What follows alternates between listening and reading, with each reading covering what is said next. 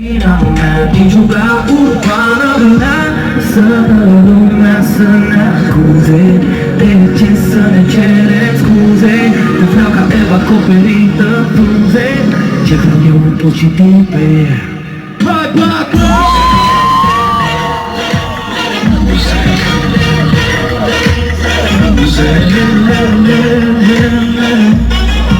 Acum să vă mulțumesc!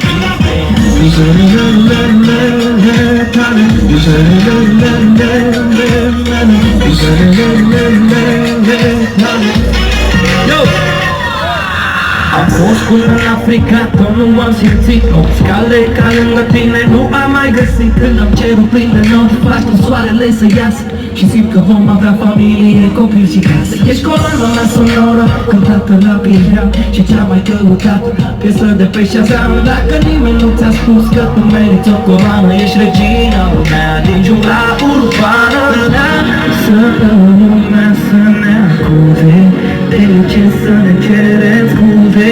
Te vreau ca Eva acoperită în frunze. Ce vreau eu în tot și timpe. O seară minunată în stânga și la mulți ani. O seară minunată și un an nou extraordinar pe toată strada asta plină de oameni din Bacău. Cred că sunt 20.000 de oameni aici.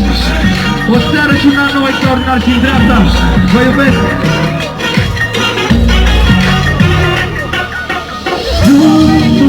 Yo! Vreau să cred că tu o să-mi rup sufletul. Când sunt plecat departe, mă gândesc la tine mereu. Să mă înțelege mai greu, dar ăsta e felul meu. Când am trecut la parte, spune că am prea mult tupeu. Te întreb, ai merit eu să iubesc cum Dumnezeu. Zi dacă se poate să te pui în locul meu. Alerg zi și noapte și o să alerg mereu. Pentru tine, pentru mine și pentru tot ce n-avem. Ne avem unul pe altul și în rest o să le vedem. Tu lasă lumea să ne acuze. Ce vreau eu pot și pe buze. Vai, Bacău!